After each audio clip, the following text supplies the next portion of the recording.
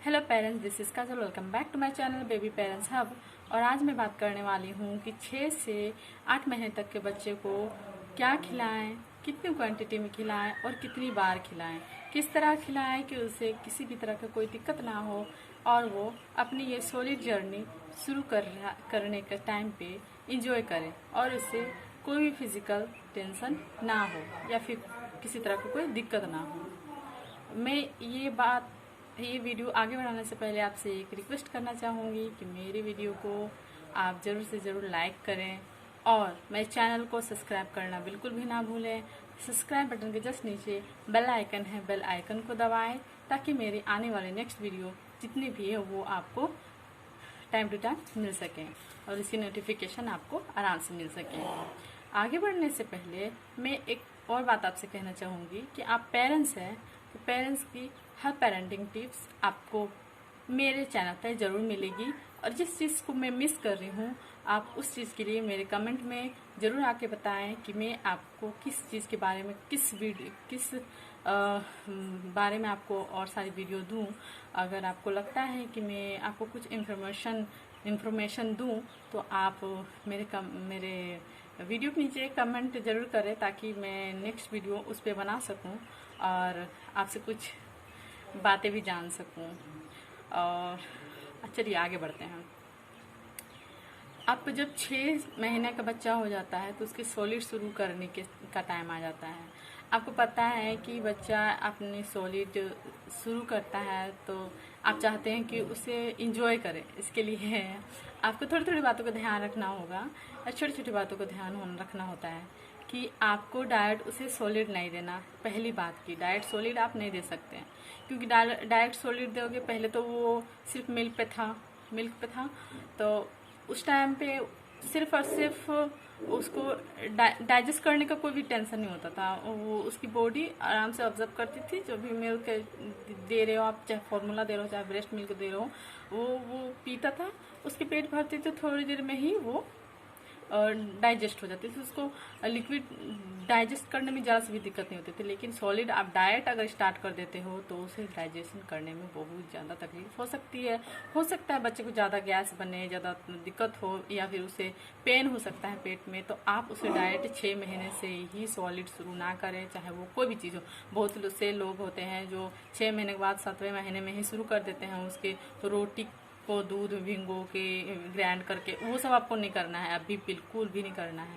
आपको किसी भी तरह का कोई भी सॉलिड नहीं देना। आपको अभी शुरू करना है सिर्फ और सिर्फ सेरेलैक देना है। अगर आप फॉर्मूला मिल्क दे रहे हो तो भी उसे कंटिन्यू रखना है। अगर आप ब्रेस्ट मिल्क दे रहे हो तो भी उसे कंटिन्यू रखना है।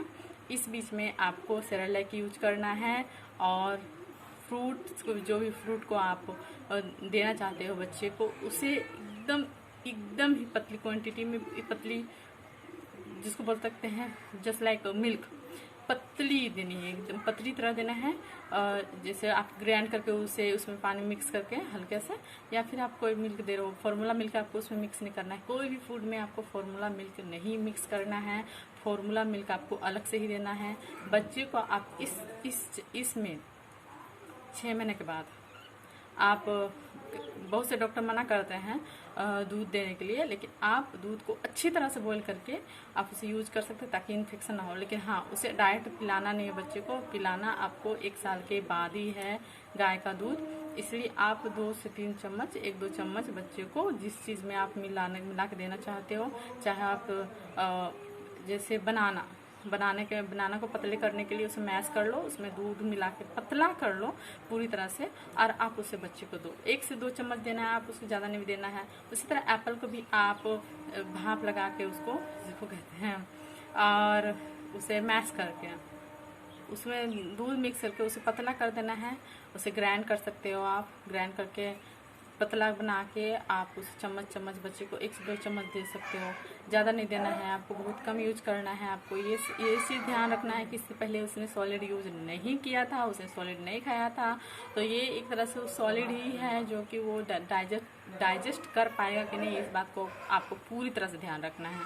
इसलिए आप जब भी दो बहुत कम क्वांटिटी में दो। स्टार्टिंग के आप 1 दिन यूज करने के बाद 2 दिन देख लो, तब तीसरा दिन कंटिन्यू करो।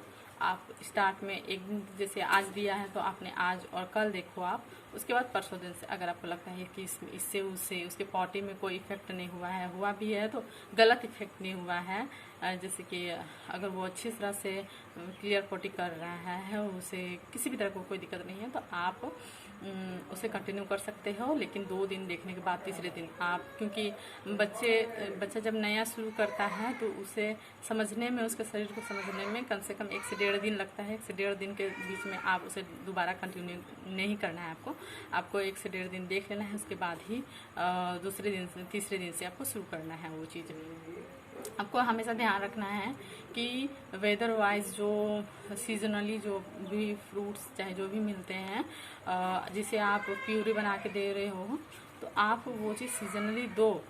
लेकिन एक बार ये भी ध्यान रख लो कि ठंडे के दिन में आपको ज़्यादा ठंडा चीज़ बच्चे को नहीं देना है, जिसकी वजह से उसे किसी भी निमोनिया चाहे कोई भी जुकाम वगैरह का कोई दिक्कत ना हो बच्चे को। जैसे केला आप अगर ज़्यादा देते हो तो बच्चे को निमोनिया होने का डर रहता है, तो इसलिए आपको केला का बनाना का ध्यान बहुत अच्छी तरह से रख के देना है बच्चे को, कि बच्चे को 1 से 1.5 चम्मच ही देना है एक दिन में एक बार, उससे ज़्यादा नहीं देना है बनाना, क्योंकि उसमें जुकाम बहुत ज़्यादा लोगों को जुकाम और निमोनिया होने का डर बहुत ज़्यादा होता है। बड़े लोगों को भी निमोनिया की वजह से वो केला यूज नहीं करते हैं, तो आप बच्चों को भी अगर बच्चे को दे रहे हैं, 6 महीने का जो छोटा सा बच्चा है, तो आप इस बात का ध्यान रखें। हालांकि बनाना हेल्थ के लिए बहुत अच्छा होता है, बच्चे की इससे ग्रोथ अच्छी होती है, हाँ उससे वेट भी डेवलप होता है बच्चे का।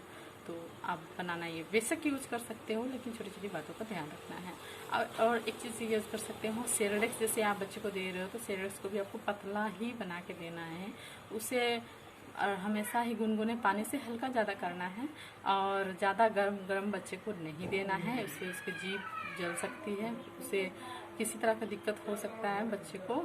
तो आपको अगर ठंडे गुनगुना से थोड़ा कम पानी में बनाओगे तो वो लम्स बन जाते हैं, फिर उसे बच्चे को खाने लायक नहीं रहता। वो किसी का भी नहीं, लम्स बनने के बाद वो लम्स बनने के बाद बच्चा खा ही नहीं सकेगा, गले में बार बार आ जाएगा। इसलिए आपको गुनगुना रखना है, पानी गुनगुना से हल्का ज़्यादा रखना है, ताकि आराम से आप सेरेलेक्स को घोल सको। उसमें आपको पतला बनाना है, 1 से 2 चम्मच देना है, और एक टाइम पे 1 चम्मच से 2 चम्मच देना है, और आपको इसे 2 से 3 बार कंटिन्यू मतलब अल्टरनेट तरीके से दिन भर में देना है। जैसे एक टाइम आपने उसे ब्रेस्ट मिल्क दिया तो फिर 1 से 1.5 घंटे बाद फिर वो सेरेलैक दिया, फिर 1 से 1.5 घंटे बाद आपने किसी को कोई प्यूरी या फिर जूस दी। ये सब ध्यान रखनी है। लेकिन हाँ, आपको ये चीज़ हमेशा ध्यान रखना है कि बच्चे को जो भी खिलाओ एकदम साफ सुथरे तरीके से, हाथ हमेशा साफ रखने चाहिए। जिस बर्तन में आप बच्चे को दे रहे हो वो बर्तन हमेशा साफ रहना चाहिए। अगर आप फॉर्मूला मिल्क दे रहे हो तो वो भी बिल्कुल बोतल आप एक बार उसे अच्छी तरह से बॉईल जरूर करें। दिन भर में एक बार उसे बॉईल करें, और रेगुलर बॉईल करके ही बोतल को यूज करें दोबारा। इससे जो है उसमें जो बैक्टीरिया बने हुए जो जर्म्स हैं वो सारे हट जाएंगे। और बात करते हैं कि हम उसे क्या दे सकते हैं और इसके अलावा क्या दे सकते हैं। तो आपको मैंने कहा था पिछली वीडियो में, जो कि मैंने 0 से 6 महीने तक के बच्चे को, न्यू बोर्न बेबी से का 0 से 6 महीने बच्चे तक को क्या दे क्या नहीं, उस वीडियो में मैंने आपको बताया था कि उसे 5वें महीने से आप दाल पानी दे सकते हैं। ये चीज़ आपको कंटिन्यू करना है आगे भी, जो कि आगे इधर मैंने 6 महीने के बाद भी आपको दाल पानी चावल पानी बच्चे को देना है। और दाल पानी चावल पानी में आप हर 2 से 3 दिन में आप चाहे 1 दिन से 2 दिन से तीसरे दिन में आप दाल चेंज कर सकते हैं। जैसे आज तूर का दाल दिया तो कल अरहर का दाल दिया। इस तरह आपको चेंज करते रहना है, ताकि बच्चे को हर तरह के पल्सेस जो हैं उसके न्यूट्रिशन उससे अच्छी तरह मिल सके। और दाल चावल तो आपको देना ही है, चावल पानी उसको कंटिन्यू करना है। आप ज़्यादा सॉल्टी चीज़ देना है, ना ज़्यादा शुगर उसे देना है, किसी भी तरह का, चाहे किसी भी बेस में हो, वो आपको ध्यान रखना है।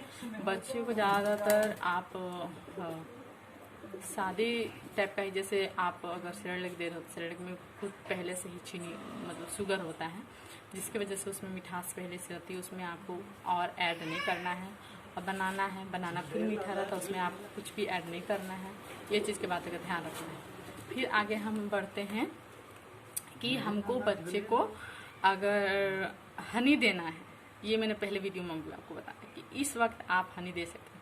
आपको इस वक्त भी बच्चे को किसी भी तरह का कोई भी हनी, चाहे वो नेचुरल हो या फिर डब्बे में पैक हुआ हो, जो भी हो, प्रोसेस हो, चाहे कुछ भी, आपको हनी इस टाइम पे नहीं देना है। कोई भी हनी आपको बच्चे को इस टाइम पे नहीं देना है। आगे और बात करते हैं कि आप 8 महीने के बाद बच्चे को क्या देना चाहिए क्या नहीं। तो इसके लिए मैं अलग से एक सेपरेट वीडियो बनाऊंगी, क्योंकि 8 महीने के बाद बच्चे का टीथिंग शुरू हो जाता है।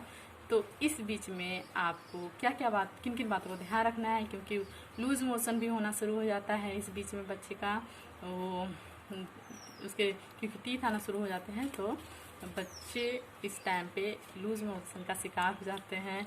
हालांकि आप डॉक्टर को भी दिखाओगे तो भी वो सिर्फ दवा ही देंगे, हालांकि वो काम बिल्कुल नहीं करता। बच्चा लूज मोशन करेगा ही करेगा। इसलिए आपको अलग से एक सेपरेट वीडियो बना के दूंगी, ताकि आप वो चीज़ समझ सको कि बच्चे को टीथिंग के दौरान किन किन बातों का ध्यान रखना है, जिससे बच्चे की अच्छी तरह से हेल्थ का केयर किया जा सके। थैंक यू मेरे वीडियो पे आने के लिए, और अगर वीडियो पसंद आए तो लाइक ज़रूर कीजिएगा। Thank you.